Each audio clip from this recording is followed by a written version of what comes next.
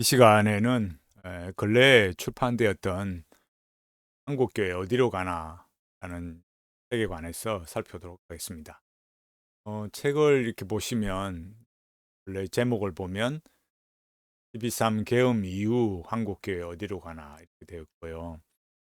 이 저자를 보면 여기 나와 있는 대로 권수경, 박성철, 배덕만, 백소영, 옥성덕, 장동민 이렇게 되어 있습니다. 기본적으로 출판사에서 제공하는 걸 보면 극우의 수렁에 빠진 한국교회 어디서 다시 시작하며 어디로 가야 하는가 이렇게 했습니다. 이런 내용을 보면 진리와 복음의 이름으로 독선과 배제를 말한 폭력으로 극우화를 추동하다 이렇게 말하면서 이제 공적 기용성을 회복하고 복음의 본질로 돌아가자 이렇게 했습니다. 이 사람들이 말하는 복음의 본질 이런 게 뭘까요? 이 여섯 사람이 말하는 거. 그러니까 이런 내용들을 이제 이 책에 나오는 대로 우리가 하나씩 좀 살펴볼 필요가 있는 거죠.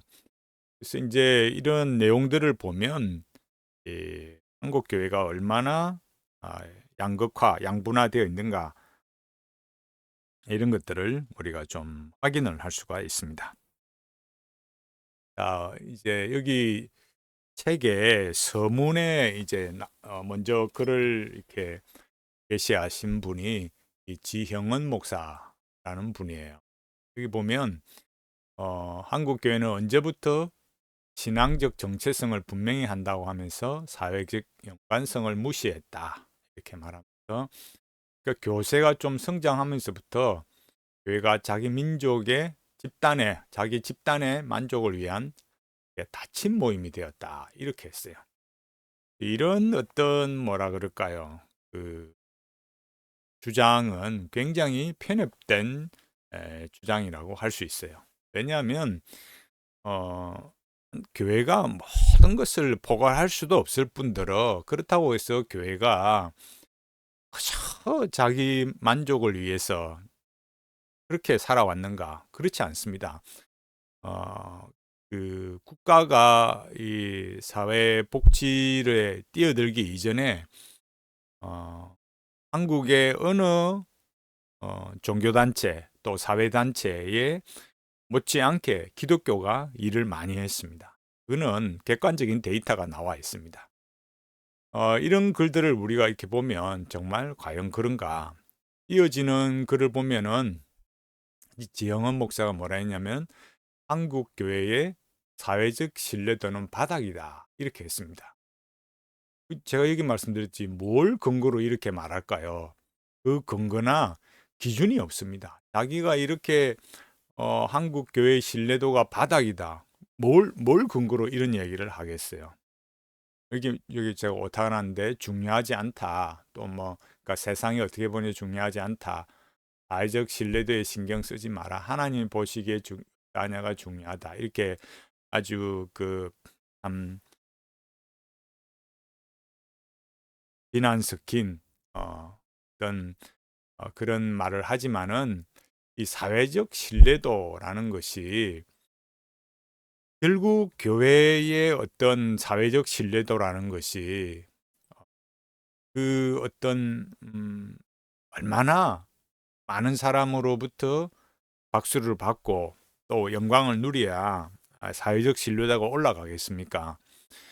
우리가 이런 내용들을 보면 이 지영원 목사가 제가 여기 글을 더 보여드리기 전에 지영원 목사가 여기 보면 기훈실 이사장 이렇게 되어 있어요.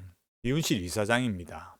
그러니까 여기 책에 나오는 한국교회 어디로 가나 이 여섯 분이 제가 여기 조사한 바로는 다 기훈실 멤버예요. 기훈실과 관련된 사람이거나 제가 기훈실에서 뭐 글을 썼거나 기훈실 멤버예요. 한국교회 어딜 가나 이 쓴 사람들이. 근데 지영은 목사가 결국 딱 이렇게 어, 선을 꺼놓고 전제를 해놓고 시작하고 있다라는 걸 알 수 있어요.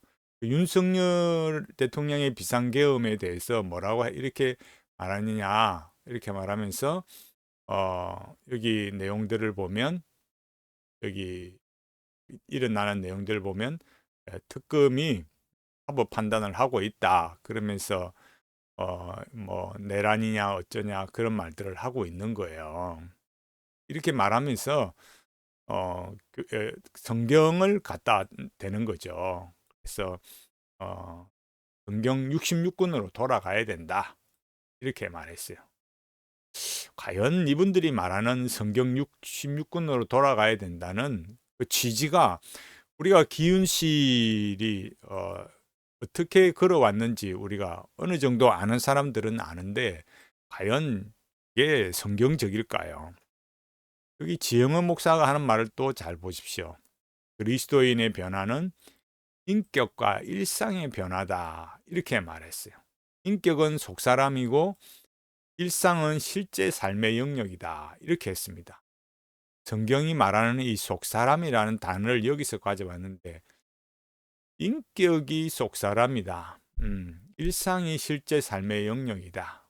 그래서 인격이 변해야 되고 일상이 바뀔 수밖에 없다. 이게 교회 공동체에서 일어나야 된다. 이렇게 말했어요. 이걸 가지고 제가 무슨 말꼬리를 잡거나 뭐 교리적으로 맞니 안 맞니 그걸 논하고 싶지는 않아요. 그렇지만 여기서 중요한 것은 지금 일어나고 있는 일들이 이런 정치적인 사안인데 인격이 어떻고 뭐 일상이 어떻고 이런 말을 가져올 그런 어떤 주제이고 상황이고 또 맥락이 될까요? 여러분 조금만 생각해 보면 지금 이런 윤석열의 구테타 또 여기에 소위 말해서 이 책에서 말하고 있듯이 뭐라고요?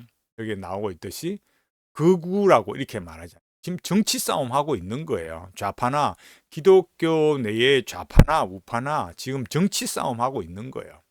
근데 여기에 뭐 인격이 어떠니 뭐 교회 공동체가 어떠니 뭐 이런 얘기 하고 있는데 사실은 의미가 없는 거예요. 여러분 여기 제가 여기서도 이어지는 글에서 계속 말했지만 결국 여기 나는 내용이 여기 내란이다. 내란이다. 이렇게 시작하고 있는 거예요. 여기 이제 지영은 목사가 하는 이야기를 잘 보면 코로나19 훨씬 이전부터 어떤 불편한 문제가 다 한꺼번에 드러났다. 그게 뭐냐? 가장 대표적인 것이 정광훈 손hen보 현상이다. 이렇게 말했어요. 이 두 사람을 두고서 기독교 신앙이 정말 이렇게 본질에서 심하게 벗어났다. 이러면서 어린 아이가 봐도 반기독교적인데 어떻게 이런 현상을 기독교 신앙으로 하면서 따라갈 수 있단 말인가 이렇게 말했어요. 교회의 지도자라는 사람들이 이런 현상에 대해서 침묵하거나 방조할 수 있단 말인가 이렇게 말했어요. 누가 옳은지 그른지는 결국 이거는 누가 옳은지 그른지는 역사가 판단한다 이렇게 말할 것도 아니고 결국 이 양자 간에 소위 말해서 좌파든 우파든 간에 그 기독교 신앙이 뭔가 정치를 어떤 면으로 바라보고 있는가 이런 문제죠 사실은. 그러니까 정광훈, 손hen보 이런 목사를 말한다는 그 이면에 그럼 정작 지금 기윤실의 이런 지영은 목사 이런 분들이 바라는 이런 관점들 쉽게 말해서 여기 나오듯이 여기에서도 말했듯이 뭐예요? 내란이라고 규정하는 거 윤석열 대통령의 그런 소위 말해서 비상계엄을 내란으로 단정하는 것이 어떤 어느 정당의 기조이고 또 어떤 사람들의 어떤 그 정치적 기조인가 또 그런 소리를 내고 있는가 이런 것들을 보면 이 책에 나오는 사람들의 소위 극우라고 말하는 극우화를 추동한다. 이렇게 말하는 사람들의 그런 마인드를 알 수가 있는 거죠. 어느 정도 우리가 알 수 있지 않겠어요? 그래서 이 한국 교회의 민낯을 드러냈다. 그게 정광훈 손hen보 현상이다. 이랬어요. 제가 뭐 정광훈 목사나 손hen보 목사의 어떤 정치적 소견에 대해서나 어떤 신학적 사상에 대해서 뭐 편들거나 뭐 주장하거나 그러고 싶지는 않아요. 그런 걸 말하는 게 아니라 과연 이런 게 교회의 민낯을 드러낸 거고 어린아이가 봐도 반기독교적이다. 그럼 당신들은 얼마나 기독교적이냐? 이렇게 누가 물으면 뭐라고 대답하겠어요? 여러분, 이 소위 말해서 좌파의 중요한 어떤 아젠다라는 게 어떤 그 기존의 어떤 그 소위 말해서 부르주아 자본주의에 대한 저항 아니겠어요? 부조리에 대한 저항, 전체주의에 대한 저항 이런 게 나와야 되는데 이제 소위 말해서 그게 기독교 안에 좌파든 기독교 바깥에 저 세상에 좌파든 저항, 주체 이런 거였단 말이에요. 그 소위 말해서 어느 노선에 서 있든지 간에 저항을 말하고 또 어떤 주체라는 걸 말하는 관점에서는 누가 어떤 소리를 내도 거기에 관해서 너는 나하고 다른 소리를 하네? 그래서 너는 나쁜 놈이야. 이런 건 뭐예요? 그런 건 사르트르가 말하는 하나의 진보적 폭력에 들어갈 수 있는 거죠. 폭력이죠, 폭력. 자기와 맞지 않으면 무조건 나쁜 놈이고 죽일 놈이고 그런 방식이 된다면 그런 것이 이 막시즘을 옹호하는 사르트르의 그 진보적 폭력에 과연 그 카테고리에서 벗어날 수 있느냐. 우리가 이런 거는 굉장히 고민해 봐야 되는 거죠. 그러니까 오늘날 이 현대 사회에 있어서 과연 저항, 주체적인 삶, 그런 이 권력의 이 판옵티콘 사회에서 AI 옵티콘, 디지털 옵티콘 이런 사회를 살아가면서 그것이 과연 이런 저항과 주체로 살아가는 어떤 것들에 대해서 비판하는 것이 과연 정당한가? 이런 것들을 우리가 생각해 봐야 되는 거예요. 아까 말씀드렸지 지영은 목사로 말하자면 이윤실 이사장에 취임을 했어요. 2025년 5년도에 여기에 이제 보면은 여기 자료를 보면 이제 반대하는 공동체 함께 누리는 안녕 여기 이렇게 말하면서 10월 27일 집회 공개 비판에 함으로 해서 교회들로부터 공격을 받았죠. 탄핵 반대 집회 주도하는 손은보 이렇게 10월 27일 집회 주도자들이 이훈 씨를 좌파단체, 동성애 옹호단체로 몰아가며 좌파 찍기를 시도했다. 그럼 뭐 100% 아니라 할 수 있느냐? 누가 그런 소리를 또 당당하게 할 수 있느냐? 여기에 예를 들어서 여섯 사람들이 과연 이런 말을 이 기독교가 말한다고 할 때 뭐 우리들 교회도 뭐 여기 말하면서 뭐 기훈실과 관계를 단절했다.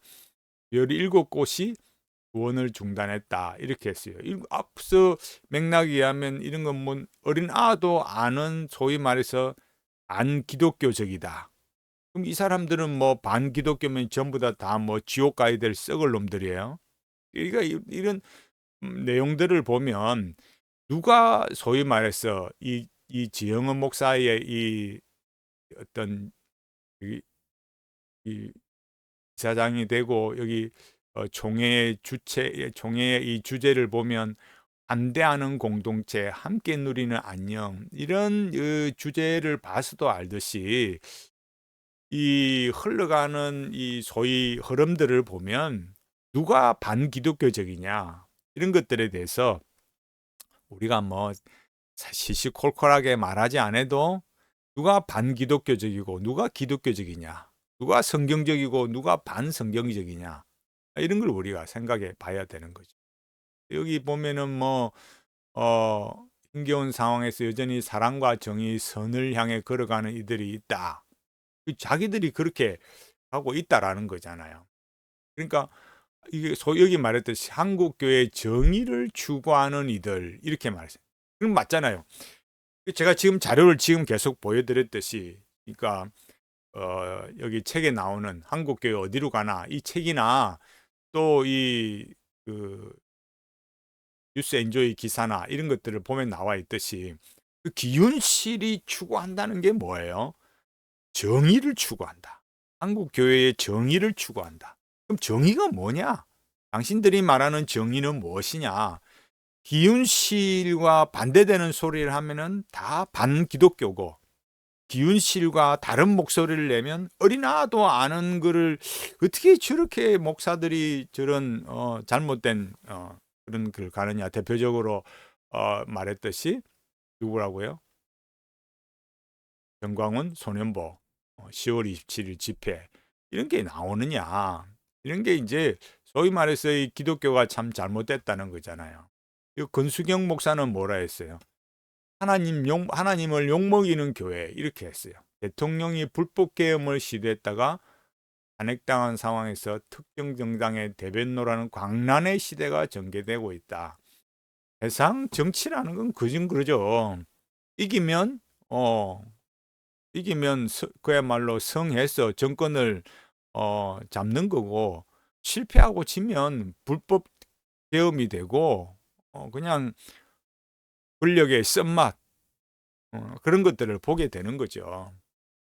이 사람들이 살아가면서 보면 결국은 어느 누구도 마찬가지지만 특정 권력에 이렇게 편향적인 자세를 가지는 것은 그 인간의 어떤 자신들의 어떤 집단, 자신들이 속한 집단, 또 개인의 욕망과 관련되어 있기 때문에 이게 참 똑같이 이전 역사를 반복하는 거예요.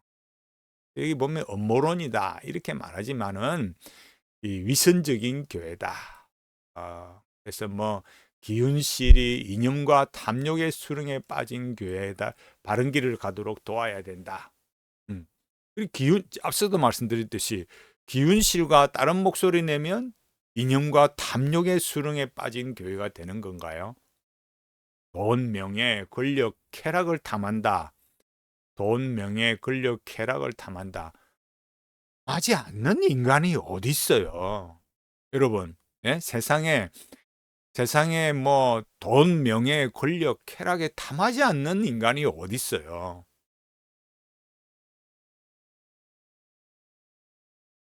우리가 이 정치라는 곳에 목소리를 내기 시작하면은 너나 할 것 없이 다 역시 마찬가지로 이 돈, 명예, 권력, 쾌락을 벗어날 인간은 아무도 없어요. 제가 말씀드렸듯이 성공하면은 그야말로 정권을 탈취하는 거고, 성공 못하면 불법 계엄이 되고 죽이고 죽는 그런 참 비참한 상황에 들어가는 거죠. 이 권수경 목사가 말하는 지금은 목사니까 하나님을 욕먹이는 교회, 그 하나님을 욕먹이는 교회라는 거에 대한 내용이 뭐예요? 내용이 이렇게 이 윤석열 대통령을 불법 계엄으로 이렇게 말하면서 특정 정당을 교회가 이렇게 대변인 노릇하고 있다. 이게 하나님 영광 돌리지 못하고 음모론이다. 이게 이제 이렇게 나가고 있는데 그런 거를 두고 하나님을 욕먹이는 교회다. 이렇게 하고 있어요. 제가 말씀드리지만은 좌파나 우파나 기독교 안에서 좌파나 우파나 다 하나님 욕먹이는 거, 누가 하나님 욕먹이고 있는가? 이런 것들은 참 정치에 뛰어들면 아무리 동기가 선하고 좋고 뭐 어떻게 돼도 그 참 진창에 빠져서 그냥 너도 더러워지고 나도 더러워지고 다 그렇게 되는 거예요. 결국 기윤실이든 또 뭐 정광훈 손hen보라이든지 결국은 어느 줄이든지 줄을 잡아야 되고 서야 되는 거예요. 자기 정당화를 하고 합리화를 하는 거죠. 그래서 누가 이기느냐에 따라서 선하고 악하고 불법이고 합법이고 이렇게 돼버리는 거야.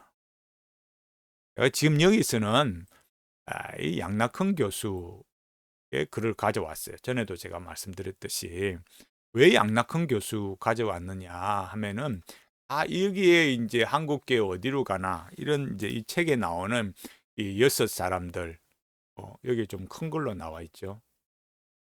여기 보면은 권수경, 박성철, 배덕만, 백소영, 옥성덕, 장동민 이렇게 나와 있는데 양낙헌 교수도 이런 기훈실 라인에 헌봉호 퀴즈에 있는 그런 라인의 사람이죠.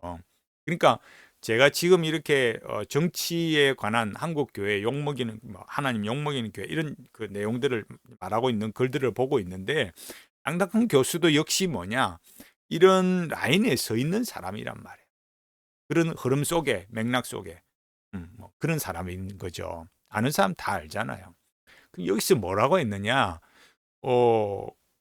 여기 제가 책은 표시하는데 개혁주의 사회와 한국 교회 여기 보면 뭐라고 했느냐?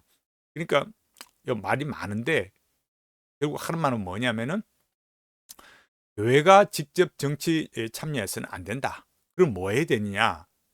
여기 보면은 그 교회와 교회의 지도자로서는 이렇게 자제해야 된다. 이런 거 말하는 거예요. 그럼 뭐 해야 되느냐? 공식적 교회의 정치 행동은 엄격히 제한돼야 되고, 그럼 어떻게 되느냐? 교회 내의 개개인들, 특별한 그룹들이 어떤 특수한 프로그램이나 정책을 지지할 수 있다. 이리 말한 거죠. 그러니까 양낙헌 교수의 지론은 무엇이겠습니까? 이쪽 소위 말해서 정치적 좌파 라인에 서 있는 양낙헌 교수도 뭐라고 말하는 거예요. 그러니까 그런 정치 참여, 교회가 공식적으로 정치 참여해서는 안 된다. 그럼 뭐 해야 되느냐? 교회 안에 있는 개개인이나 특별한 그룹이 어떤 나라의 또 뭐 정치적 상황이나 어떤 주제에 대해서 어떤 방향성을 제시하고 나는 이런 정책이 좋다, 저게 나쁘다, 이런 걸 말할 수 있다는 거예요. 그러나 양낙헌 교수의 오류는 무엇이겠습니까? 양낙헌 교수가 말하는 것 제가 다시 한번 반복하면 적어놨는데, 그러니까 교회는 입을 다물으라 이거예요. 그럼 뭐 해야 되느냐? 교회 개개인이나 특별 그룹만, 교회 안에 무슨 부서, 어떤 지식인들 이런 거죠. 그런 사람들이 정치 활동을 인정했다는 거예요. 그러나 양낙헌 교수가 어떻습니까? 이 기독교인의 정치 개입의 정당성, 이거를 어디서 가져왔냐면은 미국 청교도와 민주주의 사상에서 가져왔어요. 칼빈도 물론 말하고. 그러니까 양낙헌 교수는 정치 개입할 수 있다 이거예요. 그러나 교회는 하지 마라. 개인은 하고 할 수 있고 특별한 그룹에서만 할 수 있는 거다. 그렇게 말했지만은 그 양낙헌 교수의 정치적 사상, 그러니까 정치 참여의 근거는 미국 청교도와 민주주의 사상에서 가져온 건데, 그 양낙헌 교수가 뭐라고 했을까요? 여기 글에 보면은 377페이지, 378페이지에 뭐라 했냐면은 실제로 1775년 선거 설교를 행한 하버드 총장의 사무엘 랭던 목사는 설교를 통해 영국에 대항해 무력 저항할 것을 촉구했고 며칠 후 독립전쟁의 시작을 고하는 총성이 들렸다. 이렇게 말했어요. 그러니까 이 랭던 목사, 사무엘 랭던이 뭐 했습니까? 그러니까 공개적으로 설교한 거잖아요. 이건 그 어떤 그 자기의 그 논지를 펼쳐가면서 그 근거가 무엇인가 할 때 소위 말해서 영국에 대항해라, 싸워야 된다, 저항해라, 이거를 소위 말해서 자기들끼리 사석에서 자기들 지지자나 뭐 그런 사람들과의 모임에서 한 게 아니고 공개적으로 설교를 한 거예요. 그런데 양낙헌 교수가 말하는 기독교인의 정치 참여는 뭡니까? 개인이 하라 이거예요. 특별한 집단이나. 근데 여기서 말한 건 그 정치 참여의 근거를 어디서 가져왔어요? 목사가 교회에서 설교를 통해 저항했다 이거예요. 저항한 거. 영국을 향해서 대항해라, 저항해라 이렇게 했다 이거예요. 그게 사무엘 랭던이 설교한 거란 말이에요. 1775년에. 그러나 양낙헌 교수는 뭐라고요? 한국에서의 기독교 정치 참여는 교회는 하지 말고 교회에 속한 개인, 특별한 그룹으로 제한한 거죠. 이거는 그야말로 심각한 논리적 오류예요. 정치 참여의 근거를 사무엘 랭던의 그 공개적인 설교에서 그 근거를 가져온 여러 가지 중에서 한 가지인데, 정작 양랑큰 교수는 뭐예요? 교회는 해서는 안 된다. 쉽게 말해서 교회 목사가 공개적으로 설교해서는 안 된다 이거예요. 그럼 뭐 해야 되느냐? 개인이나 그 안에 그룹이, 특별한 그룹이 해라 이거예요. 양랑큰 교수가 뭐라고 했습니까? 이렇게 국가 권력이 엄청나게 확장되어 있다. 이렇게 하면서 긍정적인 측면이 점점 많이 강조되고 있다. 얘를 제어하는 길. 그래서 복지 제공하는 거, 식량, 주택 이렇게 말하면서, 그러면서 뭐래? 한편으로는 국가가 악을 행할 수 있는 엄청난 잠재력을 가지고 있다 이거예요. 그래서 계시록 13장에 보이처럼 사탄의 끔찍한 도가 될 수 있다. 여기서 이제 그래서 중요하게 봐야 될 게 뭡니까? 국가가 국민의 정신을 조종한다, 통제한다. 정부 자신이 사회 기득권층에 결탁된 악한 구조가 될 수 있다. 이렇게 되어 있어요.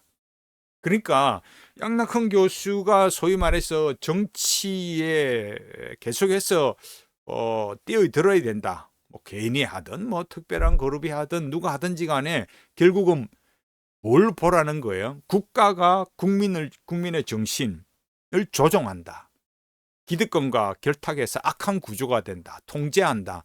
사탄의 끔찍한 도구가 된다 이거죠. 악을 행할 수 있는 이런 걸 이제 봐야 된다라는 거예요.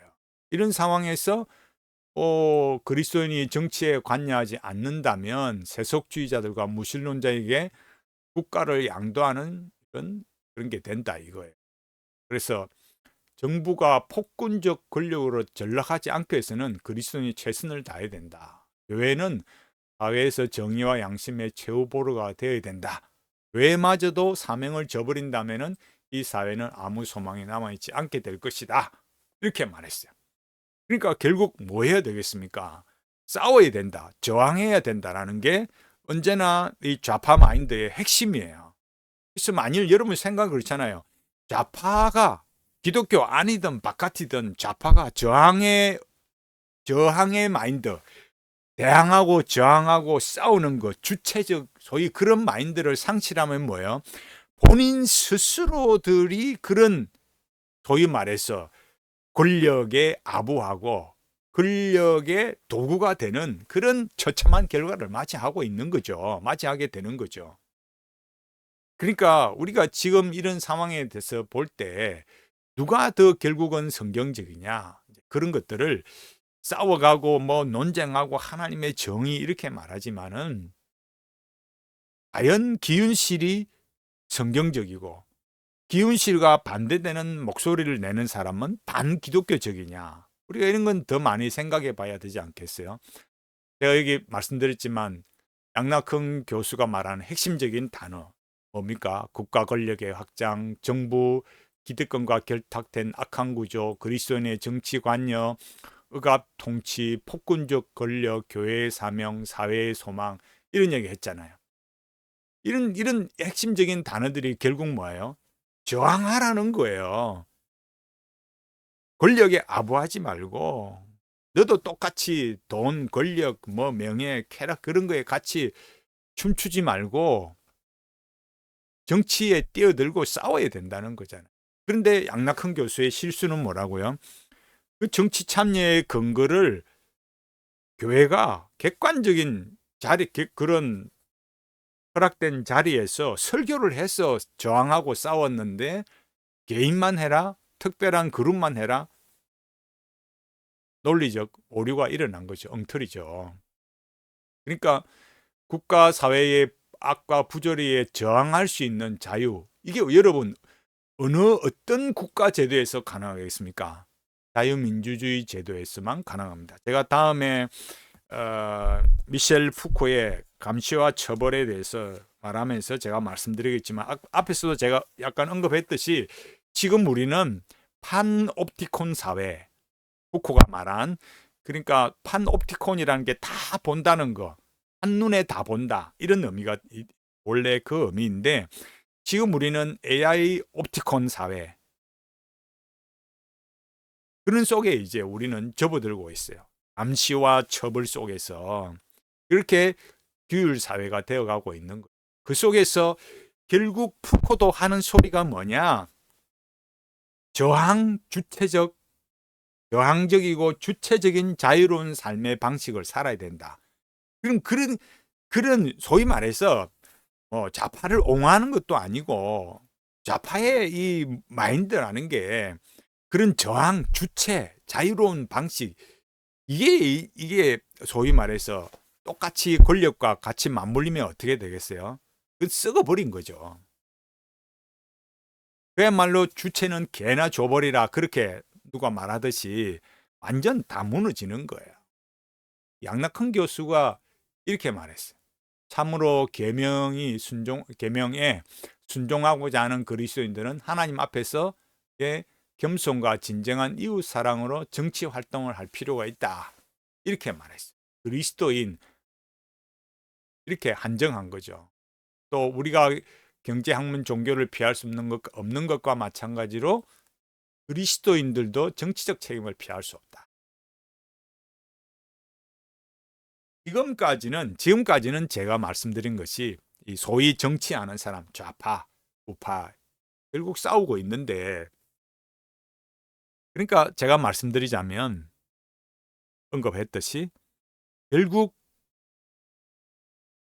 그런 저항 정신, 주체, 자유로운 삶의 방식, 아주 이상적이고 정말 권력이 시키는 대로 따라하지 말고 답습하지 말고 너만의 길을 가라. 그런 것들이 지금은 과연 얼마나 이 소위 좌파에게 남아 있을까요? 저는 그걸 의문시하고 싶어요. 그리고 제가 말씀드리는 거, 그럼 예수님께서 그러니까 성경적이라고 말했으니까 반기독교적이다, 이런 말들을 꺼내니까, 그럼 성경에서 뭐라고 했느냐? 예수님께서 부활 성천하시면서 야, 너희들 정치해라, 이렇게 말씀하셨나요? 뭐 하라고 말씀하셨습니까? 세상 끝날까지 뭐 해야 돼요? 내가 너희에게 분부한 모든 것을 가르쳐 지키게 하라. 복음 전해라고 말씀하셨죠. 또 사도행전에서 뭐라 했어요? 제자들이 뭐라 했습니까? 예수께 여쭤 이르되 주께서 이스라엘 나라를 회복하심이 이때이니까 우리나라는 어찌되라고요? 이렇게 세상 끝날까지 죽도록 식민지로 살아야 됩니까? 그렇게 질문한 거 아니에요. 예수님 뭐라 하세요? 때와 시기는 아버지께서 자기의 권한에 두셨으니 뭐라고요? 너희 알 바 아니다, 이거예요. 야, 세상에 예수님 이렇게 말씀하셨어요. 이걸 믿으라고요? 믿었다니까요. 믿고 뭐 했다고요? 예수님 말씀대로 뭐예요? 오직 성령이 너에게 임하시면 너희가 권능을 받고 예루살렘과 온 유대와 사마리아와 땅끝까지 내 정인이 되리라. 정인이 되는 거, 복음의 정인이 되는 거, 땅끝까지. 그걸 했다니까요. 아니, 나라가 이런데요?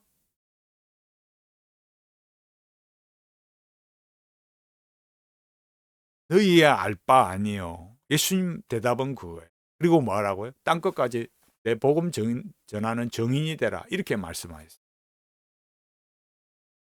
이게 성경이에요. 십자가 복음 전거하는 거. 정치 열심히 뛰어들어서 마치 자기들만 하나님의 정의를 실현하는 사람처럼 말하고, 나머지는 반기독교고, 아들도 아는 걸 갖다가 이렇게, 어린애들도 아는 걸 이렇게 말하죠. 세상에 이런 게 어디 있습니까?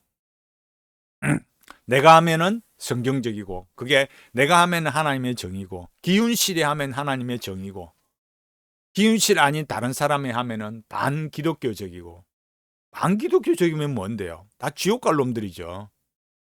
기운실 말고는 전부 다 지옥 가야 되네요. 우리가 이런 세상을 살고 있습니다. 우리가 제가 좀 더 살펴보겠지만은 한국교회 어디로 가나, 이런 것들 우리가 살펴보겠습니다. 이 시대의 기독교가 무엇인가? 예수님께서 제자들에게 분부하고 명령하신 그대로 예수 그리스도의 십자가의 복음 전하는 것, 여기에 매진하고 교회를 세워가고 다르게 달려가는 것이 기독교인의 사명입니다. 그게 교회의 사명입니다. 우리가 이 악한 시대를 살아가면서, 이 혼란의 시대를 살아가면서 복음대로, 예수 그리스도의 십자가 복음대로 그렇게 살아가면서 하나님의 은혜를 구하고 너나 할 것 없이 다 미쳐가는 이런 세상 속에서, 변질되어가는 세상 속에서 믿음으로 살아가는, 하나님 앞에 은혜를 구하고 그렇게 살아가는 우리 모두가 되기를 간절히 바라겠습니다.